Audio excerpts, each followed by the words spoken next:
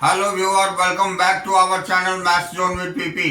मैं संजीव कुमार आज आपको क्लास 12 की अर्थशास्त्र की चैप्टर 2 जो भारतीय अर्थव्यवस्था है उसकी डिटेल जानकारी देता हूं। तो आइए स्टार्ट होते हैं अब।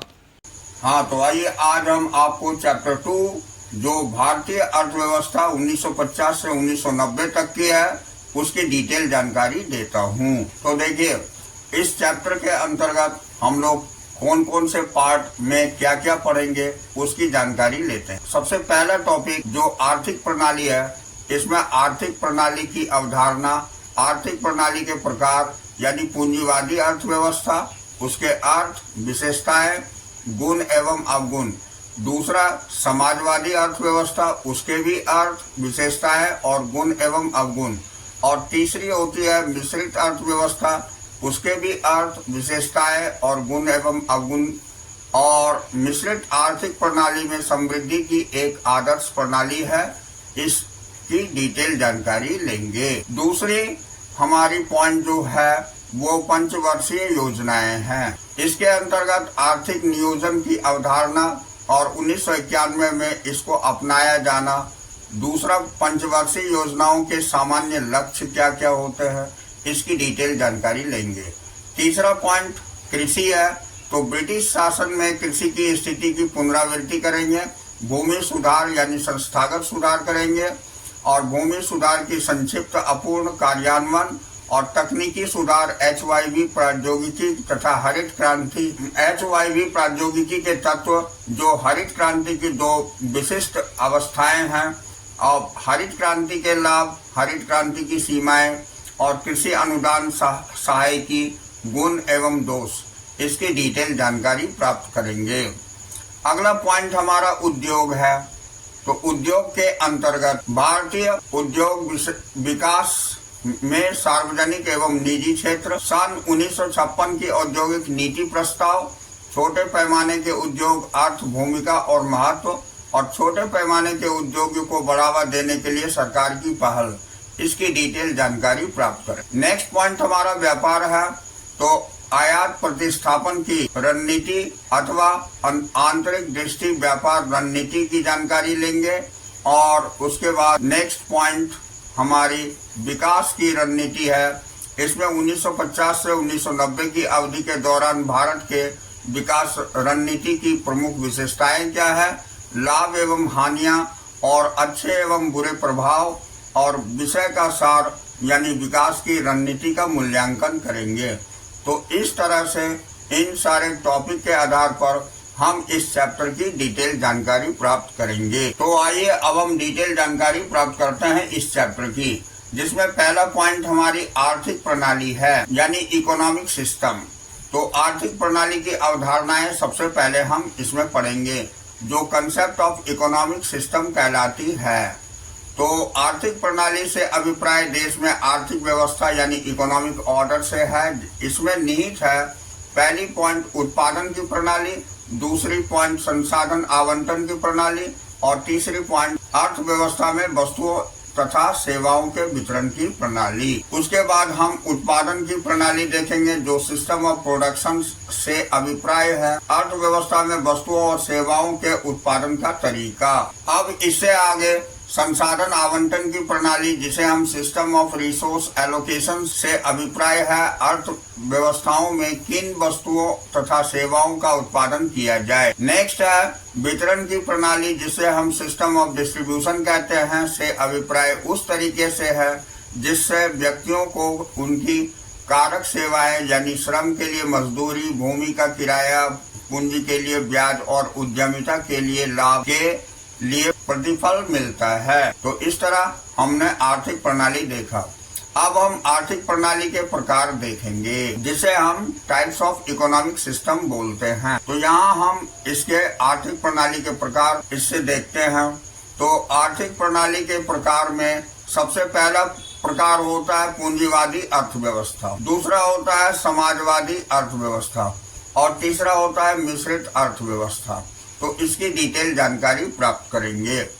तो इसमें दिया हुआ है कि इन प्रणालियों को एक दूसरे से अर्थव्यवस्था में बाजार शक्तियों की स्वतंत्रता की मात्रा के आधार पर अलग किया जाता है। नेक्स्ट पॉइंट, जब बाजार शक्तियों को बिना सरकार के हस्तक्षेप के स्वतंत्र रूप से कार्य करने की अनुमति दी जाती है, तब पूंजीवादी अर्थव्यवस्था या पूंजीवादी समाज प्रचलित होता है। तो ऐसी अर्थव्यवस्था में लाभ को अधिकतम करना उत्पादन क्रिया का अंतर प्रवाह होता है। अब हम नेक्स्ट पॉइंट देखेंगे। तो जब बाजार शक्तियों को स्वतंत्र रूप से कार्य करने की अनुमति नहीं होती तथा सरकार क्या उत्पादन किया जाए, कैसे उत्पादन किया जाए और किसके लिए उत्पादन किया जाए का निर्णय लेती है, तब समाजवादी अर्थव्यवस्था अथवा समाजवादी समाज प्रचलित होती है। ऐसी अर्थव्यवस्था में सामाजिक कल्याण को अधिकतम करना और उत्पादन क्रिया का अंतर प्रवाह होता है। नेक्स्ट पॉइंट, जब सरकार तथा बाजार शक्तियां मिलकर यह निर्णय लेते हैं कि क्या उत्पादन किया जाए, कैसे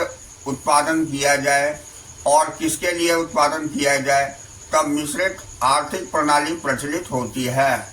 ऐसी अर्थव्यवस्था में लाभ का अधिकतमीकरण और सामाजिक कल्याण का अधिकतमीकरण साथ साथ होता है। जब पंचवर्षीय योजनाओं की शुरुआत की गई थी तो भारत में मिश्रित आर्थिक प्रणाली को अपनाया और प्रत्येक आर्थिक प्रणाली की मुख्य विशेषताएं, गुण और एवं अवगुण की चर्चा निम्नलिखित की गई है।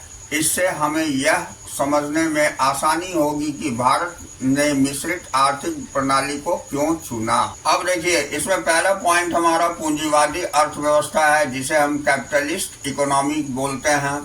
इसका अर्थ सबसे पहले बताता हूँ, मीनिंग, यानी कि एक पूंजीवादी अर्थव्यवस्था जिसे बाजार अर्थव्यवस्था अथवा पूंजीवाद भी कहा जाता है, वह अर्थव्यवस्था है जिसमें उत्पादन के साधनों का स्वामित्व व्यक्तियों के पास होता है और व्यक्ति अपने आर्थिक निर्णय लेने के लिए स्वतंत्र होते हैं, जैसा कि लाभ अधिकतमीकरण के सिद्धांत द्वारा निर्देशित होता है। उसके बाद विशेषताएं हैं, तो इसकी विशेषताएं हम देखेंगे। तो विशेषताएं, दैट मीन्स फीचर्स। तो पूंजीवादी अर्थव्यवस्था की मुख्य विशेषताएं निम्नलिखित है। पहली विशेषता इसकी होती है उत्पादन के साधनों पर निजी उद्यमों की स्वामित्व होता है। दूसरा होता है उत्पादन के साधनों का उपयोग इस ढंग से किया जाता है कि लाभ अधिकतम हो सके। यदि श्रम की लागत कम है तब उत्पादन के श्रम प्रधान तरीके को अपनाया जाता है एवं इसके विपरीत भी। तीसरा पॉइंट, इसकी तीसरी विशेषताएं होती है केवल उन वस्तुओं का उत्पादन किया जाता है जिन्हें घरेलू बाजार या विदेशी बाजार में लाभ पर बेचा जा सके। तो ये इसकी विशेषताएं हैं। और चौथी विशेषताएं हम देखते हैं। तो चौथी विशेषताओं के अंतर्गत है वस्तुओं का वितरण व्यक्तियों की क्रय क्षमता, वस्तुओं तथा सेवाओं का भुगतान करने की क्षमता के आधार पर होता है। पांचवा, सरकार की भूमिका मुख्य रूप से देश के कानून एवं व्यवस्था तथा सुरक्षा के रखरखाव तक ही सीमित होती है। अब इसका हम गुण पढ़ेंगे, यानी कि मेरिट्स। तो इस प्रणाली का मुख्य गुण यह होता है कि इसके द्वारा स्वहित का पोषण होता है, लाभ अधिकतम होते हैं और उसके अनुसार जीडीपी समृद्धि की गति तीव्र होती है। अब इसका हम अवगुण पढ़ेंगे, यानी डिमेरिट्स। तो इसके अंतर्गत इस प्रणाली का मुख्य अवगुण यह है कि यह समाज के सामूहिक हित की उपेक्षा करती है। दूसरा अवगुण है केवल उन्हीं वस्तुओं का उत्पादन किया जाता है जिसमें अधिक लाभ होता है। तदनुसार उत्पादन धनी वर्ग की आवश्यकताओं को पूरा करने के लिए निर्देशित होता है। अब नेक्स्ट अवगुण होता है समाज के निर्धन वर्ग को प्रायः वंचन, डिप्रिवेशंस का सामना करना पड़ता है। यहाँ बिना सामाजिक न्याय के विकास यानी ग्रोथ विदाउट सोशल जस्टिस होता है। अब अगला अवगुण आयोजकों यानी प्लानर्स ने महसूस किया कि समृद्धि के बाजार अर्थव्यवस्था के मॉडल चुनने का अर्थ देश के अधिकांश व्यक्तियों को अपने जीवन स्तर को सुधारने का अवसर दिए बिना पीछे छोड़ देना होगा। तो ये सारे इसके अवगुण थे। अब हम दूसरी अर्थव्यवस्था के बारे में जानकारी लेते हैं, जो हमारी समाजवादी अर्थव्यवस्था है, जिसे हम सोशलिस्ट इकोनॉमी बोलते हैं।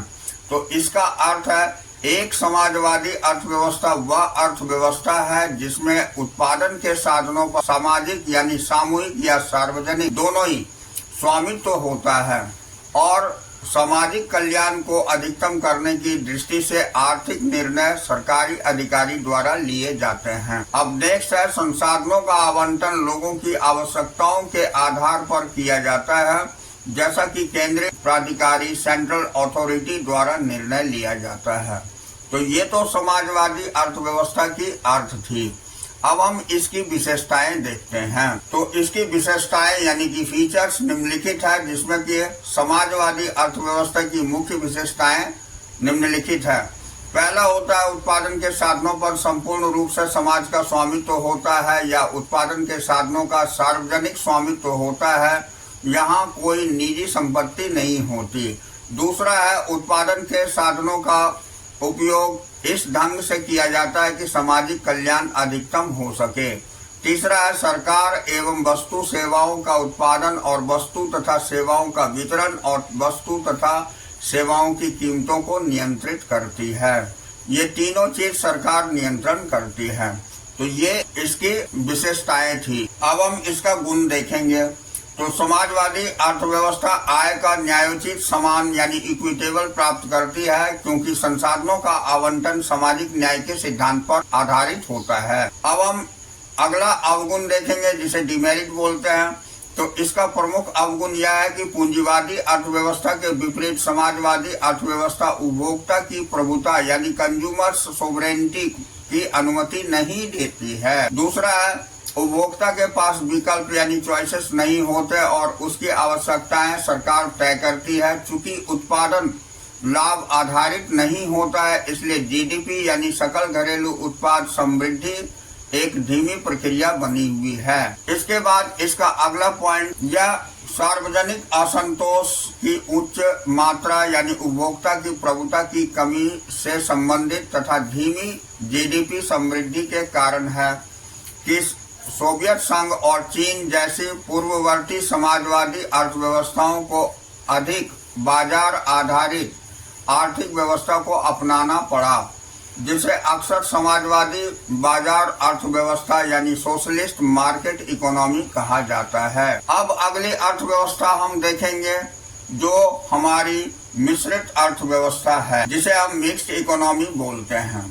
इसका अर्थ होता है, एक मिश्रित अर्थव्यवस्था वह अर्थव्यवस्था है जिसमें उत्पादन के साधनों का पर निजी और सार्वजनिक दोनों क्षेत्रों का स्वामित्व होता है। अब उत्पादन निर्णय मोटे तौर पर लाभ अधिकतमीकरण के सिद्धांत द्वारा लिए जाते हैं, परंतु सामाजिक न्याय की जांच और संतुलन के बिना नहीं। अब इसकी हम विशेषताएं देखेंगे। तो इसकी विशेषताएं निम्नलिखित है। पहला है, उत्पादन के साधन निजी उद्यमियों के साथ साथ सरकार के स्वामित्व में होते हैं। दूसरा, इसका विशेषता होता है कि निजी क्षेत्र में उत्पादन निर्णय लाभ अधिकतमीकरण के सिद्धांत द्वारा लिए जाते हैं, जबकि सामाजिक क्षेत्र में सामाजिक कल्याण के नियम का प्रभुत्व होता है। और तीसरा है, उत्पादन की प्रक्रिया में निजी और सार्वजनिक दोनों क्षेत्र महत्वपूर्ण भूमिका निभाते हैं। अब इसका आगे हम गुण देखते हैं। तो गुण के अंतर्गत मिश्रित अर्थव्यवस्था का प्रमुख गुण यह है कि पूंजीवादी अर्थव्यवस्था के साथ साथ समाजवादी अर्थव्यवस्था के गुणों को भी जोड़ती है। एक और जीडीपी समृद्धि को प्रोत्साहित किया जाता है, क्योंकि निजी उद्यमी लाभ अधिकतमीकरण पर ध्यान केंद्रित करने के लिए स्वतंत्र होते हैं। दूसरी ओर सामाजिक न्याय या समानता को बढ़ावा दिया जाता है, क्योंकि सरकारी क्षेत्र सामाजिक कल्याण के अधिकतमीकरण को उच्च प्राथमिकता देती है। अब हम इसका अवगुण देखेंगे यानी डिमेरिट्स। तो मिश्रित अर्थव्यवस्था का प्रमुख अवगुण यह है कि सरकारी क्षेत्र अक्सर भ्रष्टाचार से प्रभावित होता है, जिसमें कुशलता उत्पादकता कम होती है। अब इस अवगुण के कारण ही मिश्रित अर्थव्यवस्थाएं जैसे भारत धीमे धीमे उद्यमों के निजीकरण का चयन कर रही है। नेक्स्ट है, यह ध्यान देने योग्य है कि विश्व की अधिकांश अर्थव्यवस्थाएं आजकल मिश्रित अर्थव्यवस्थाएं यानी मिक्स्ड इकोनॉमीज है, जहां उत्पादन संबंधी निर्णय मुख्यतः मांग और पूर्ति के बाजार शक्तियों द्वारा लिए जाते हैं, परंतु जो सरकार के प्रत्यक्ष और अप्रत्यक्ष हस्तक्षेप द्वारा नियमित होते हैं। तो इस तरह हमने तीनों अर्थव्यवस्था के बारे में, उसके अर्थ, मेरिट्स और डिमेरिट्स, ये सारी जानकारी प्राप्त की। अब हम देखेंगे अगला टॉपिक जो हमारी मिश्रित आर्थिक प्रणाली यानी समृद्धि की एक आदर्श प्रणाली है, जिसे हम अंग्रेजी में mixed economic system and ideal system of growth कहते हैं। इसकी डिटेल जानकारी लेते हैं। तो इसमें पहला पॉइंट हम देखेंगे, स्वतंत्र भारत के नेता एवं आयोजकों ने मिश्रित आर्थिक प्रणाली को विकास की आदर्श रणनीति माना तथा पूंजीवाद तथा समाजवाद के चरम संस्करणों से बचाव किया। नेक्स्ट पॉइंट, औद्योगिक नीति प्रस्ताव 1948 यानी इंडस्ट्रियल पॉलिसी रिजोल्यूशंस ऑफ 1948 तथा भारतीय संविधान के नीति निर्देशक सिद्धांतों यानी डायरेक्टिव प्रिंसिपल्स में आयोजकों के इसी दृष्टिकोण की झलक है कि भारत ऐसी आर्थिक व्यवस्था को अपनाएगा जिसमें एक सशक्त सार्वजनिक क्षेत्र होगा, परंतु इसमें निजी संपत्ति तथा लोकतंत्र का भी आदर होगा। अब अगला पॉइंट है, समृद्धि तथा विकास की प्रक्रिया में सार्वजनिक क्षेत्र अग्रणी भूमिका निभाएगा तथा निजी क्षेत्र को सक्रिय साझेदारी निभाने के लिए प्रोत्साहित तथा प्रलोभित किया जाएगा। अब हम अगला टॉपिक पंचवर्षीय योजनाएं देखेंगे, जिसे हम 5 इयर्स प्लान बोलते हैं। तो आइए इसकी डिटेल जानकारी लेते हैं। तो इसमें पहला पॉइंट, आर्थिक नियोजन की अवधारणा और 1951 में इसका अपनाया जाना, ये पढ़ेंगे, जिसे हम concept of economic planning and its adaptation in 1951 बोलते हैं। तो योजना आयोग के अनुसार आर्थिक नियोजन का अर्थ है स्वीकृत राष्ट्रीय प्राथमिकताओं के अनुसार देश के संसाधनों का विभिन्न विकासात्मक प्रक्रियाओं में प्रयोग करना, यानी कि economics planning means utilization of countries resources into different development activities in accordance with national priorities planning commission, ये होती है। इसी के अंतर्गत नेक्स्ट पॉइंट, भारत ने सोवियत संघ द्वारा अग्रणी पंचवर्षीय योजनाओं के मॉडल को अपनाया। इसके अगला पॉइंट, मिश्रित आर्थिक प्रणाली को पंचवर्षीय योजनाओं के रूप में आर्थिक नियोजन के साथ एकीकृत किया गया था। अब अगला पॉइंट, पहली पंचवर्षीय योजनाओं को 1951 में तथा अंतिम पंचवर्षीय योजनाओं को 2012 में प्रस्तुत किया गया। इन वर्षों के दौरान कुछ वार्षिक योजनाओं की भी प्रस्तुत किया गया।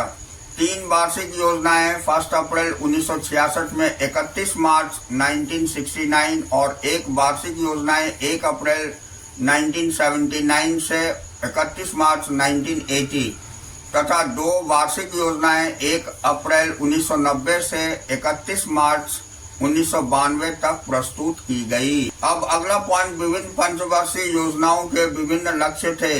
यह ध्यान देने योग्य है कि नियोजन के दस्तावेज नियोजन के 5 वर्षों के दौरान प्राप्त करने वाले उद्देश्यों को स्पष्ट करने के साथ साथ दीर्घकाल में प्राप्त होने वाले उद्देश्यों को भी स्पष्ट करते हैं। तो दीर्घकालीन योजना को परिप्रेक्ष्यात्मक योजना यानी पर्सपेक्टिव प्लान कहा जाता है। तो देखिए, अब हम अगला पॉइंट, पंचवर्षीय योजनाओं के सामान्य लक्ष्य यानी common goals of 5 years plans देखेंगे। तो नियोजन के लक्ष्य यानी गोल्स ऑफ प्लानिंग सभी पंचवर्षीय योजनाओं के सामान्य यानी कॉमन है, इसलिए इसका अध्ययन पंचवर्षीय योजनाओं के सामान्य लक्ष्यों यानी कॉमन गोल्स अर्थात नियोजन के उद्देश्यों यानी ऑब्जेक्टिव ऑफ प्लानिंग्स के रूप में किया जाता है। दूसरा है, यह ध्यान देने योग्य है कि वास्तविकताओं पर आधारित प्रत्येक योजना एक सुस्पष्ट योजना होती है और इसके स्पष्ट उद्देश्य होते हैं। हालांकि CBSE के पाठ्यक्रम के अनुसार हम केवल पंचवर्षीय योजनाओं के सामान्य लक्षणों पर ध्यान केंद्रित करेंगे, यानी ये हमारी सिलेबस में केवल इसके सामान्य लक्षण ही आएंगे, ये ध्यान रखनी है। हाँ, अब हम देखेंगे योजनाओं के लक्ष्य क्यों होने चाहिए। तो कोई भी नियोजन लक्ष्यों से रहित नहीं होता।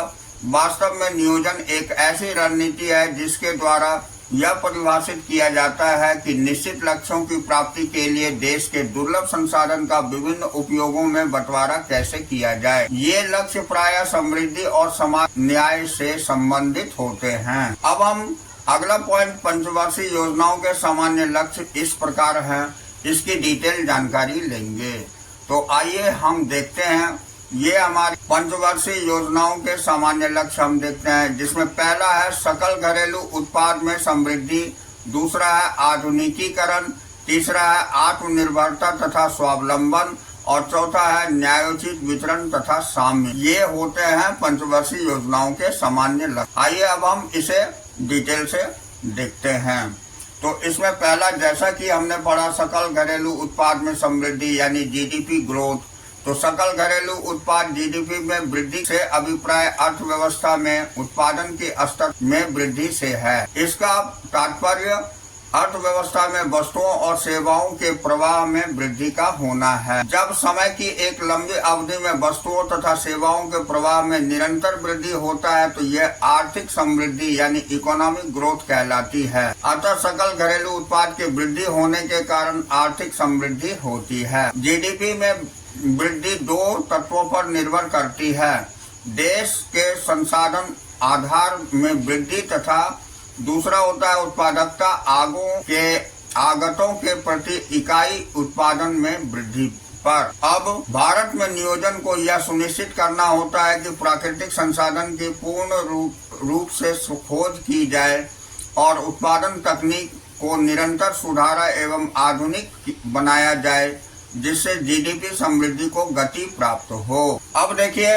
अगला टॉपिक हम आधुनिकीकरण देखेंगे, जिसे हम मॉडर्नाइजेशन बोलते हैं। इसका अभिप्राय समृद्धि की प्रक्रिया में आधुनिक प्रौद्योगिकी को उन्नत करना तथा अपनाना है। उत्पादन में वृद्धि या तो संसाधनों के स्टॉक अर्थात उत्पादन क्षमता में वृद्धि करके या नवीनतम प्रौद्योगिकी का उपयोग करके की जा सकती है। इसके अंतर्गत आधुनिक युग विज्ञान तथा नए खोजों का युग है। विज्ञान में हमें काम करने के नए ढंग सिखाए हैं। फलस्वरूप खेतों और फैक्ट्रियों की उत्पादकता में बहुत अधिक वृद्धि हुई है। अब भारतीय कृषि में हरित क्रांति इस तथ्य का ज्वलंत उदाहरण है कि कैसे प्रौद्योगिकी उत्पादन में क्रांतिकारी परिवर्तन लाई है। हाल ही में सूचना प्रौद्योगिकी क्रांति आईटी रिवॉल्यूशन ने घरेलू उत्पादन की अवधारणा को व्यावसायिक बाहर प्रक्रिया स्रोत यानी बिजनेस प्रोसेस आउटसोर्सिंग बीपीओ के द्वारा पुनः परिभाषित किया है। अब फिर भी भारत में योजनाओं के लक्ष्य के संदर्भ में आधुनिकीकरण का एक सामाजिक दृष्टिकोण भी है। यहाँ इसका अर्थ सामाजिक दृष्टिकोण की आधुनिकीकरण करना है। तो आयोजकों की सशक्त राय थी कि तर्क रहित परंपरागत बुद्धिमानी यानी कन्वेंशनल विजडम को आधुनिक दृष्टिकोण के सामने हार माननी होगी। इसमें महिलाओं को सशक्त यानी वुमेन एम्पावरमेंट बनाने जैसे मुद्दे भी शामिल हैं, जिसमें वे भी पुरुषों की भांति उत्पादन की प्रक्रिया में साझेदारी बन सके तथा आर्थिक एवं सामाजिक समृद्धि की प्रक्रिया में अपना योगदान दे सके। अब हम अगला पॉइंट आत्मनिर्भरता तथा स्वावलंबन देखेंगे, जिसे हम self reliance and self sufficiency बोलते हैं। तो आत्मनिर्भरता से अभिप्राय वित्तीय संसाधनों के लिए शेष विश्व पर गैर निर्भर होने की स्थिति से है। स्वावलंबन से अभिप्राय घरेलू अर्थव्यवस्था में अनिवार्य वस्तुओं की पूर्ति के लिए शेष विश्व पर गैर निर्भर होने की स्थिति से है। पहली 7 पंचवर्षीय योजनाओं के दौरान इस दोहरे लक्ष्य यानी आत्मनिर्भरता तथा स्वावलंबन के लक्ष्य को उच्च प्राथमिकता दी गई थी। अब मूल विचार यह था कि भारत की अर्थव्यवस्था को शेष विश्व के राजनीतिक प्रभाव से सुरक्षित रखा जाए, क्योंकि हम आवश्यक वस्तुओं की पूर्ति के लिए उन पर निर्भर थे। अब वास्तव में ऐसा ही 1965 में हुआ, जब यूएसए ने भारत के लिए जा रहे खाद्यान्न के निर्यात को तब तक रोकने की धमकी दी जब तक कि भारत पाकिस्तान से उस समय चल रहे युद्ध को समाप्त नहीं करता। भारत खाद्यान्न के उत्पादन में आत्मनिर्भर होना चाहता है, जिससे वह शेष विश्व में होने वाली पूर्ति की अनिश्चितताओं से बच सके। अब अगला पॉइंट हमारी न्यायोचित वितरण अथवा साम्य है, जिसे हम इक्विटेबल डिस्ट्रीब्यूशन और इक्विटी बोलते हैं। तो आर्थिक समृद्धि अर्थहीन बनकर रह जाएगी यदि इसके लाभ समाज के लिए मुट्ठी भर लोगों को ही प्राप्त होंगे। निम्नलिखित 3 अवलोकनों पर ध्यान दें। पहला है, ऐसे समाज में जहां धनी और अधिक धनी बन जाते हैं और निर्धन वर्ग जीवन जीवन के नितांत आवश्यक जरूरतों को पूरा करने के लिए निरंतर संघर्ष करते हैं, वहां आर्थिक समृद्धि से वास्तव में कोई उद्देश्य पूर्ति नहीं होती। दूसरा है, समृद्धि के लाभ समाज के सभी वर्गों तक पहुंचने चाहिए, जिससे आय का बंटवारा न्यायोचित बन सके। तीसरा है, आय में न्यायोचित वितरण का अर्थ सामाजिक समानता है और भारत में नियोजन का यह एक प्रमुख उद्देश्य या लक्ष्य भी है। तो भारत के आयोजकों ने इस बात पर जोर दिया कि प्रत्येक नागरिक को शिक्षा और स्वास्थ्य सेवा के अलावा भोजन, वस्त्र और आश्रय की बुनियादी आवश्यकताओं को पूरा करने में सक्षम होना चाहिए। अब हमारी आवश्यकताओं एवं साधनों पर निर्भरता के अनुसार आयोजकों ने योजना के विभिन्न उद्देश्य को सापेक्षिक महत्व के अनुरूप परिभाषित किया है। वर्तमान में इस बात पर बल दिया जा रहा है कि समाज के विभिन्न वर्ग जीवन की उत्तम गुणवत्ता को प्राप्त करें, जो अब समावेशी समृद्धि यानी इंक्लूसिव ग्रोथ के नाम से जानी जाती है। अब हम कंक्लूजन बताते हैं, जिसे निष्कर्ष बोला जाता है। तो मिश्रित अर्थव्यवस्था यानी मिक्स्ड इकोनॉमी स्वतंत्रता के पश्चात हमारे विकास के मॉडल बन गई। दूसरी, देश की समृद्धि तथा सामाजिक क्षेत्र को विकास के प्रमुख भूमिका निभानी थी। योजना दर योजना और निर्दिष्ट लक्ष्यों के अनुसार विकास प्रक्रिया को आगे बढ़ाया जाना था। तो आज की क्लास हम यहीं पर फिनिश करते हैं। अगले दिन फिर अगले टॉपिक से हम इस चैप्टर को लेकर आगे बढ़ेंगे। That's all for today. We will meet again on the next class.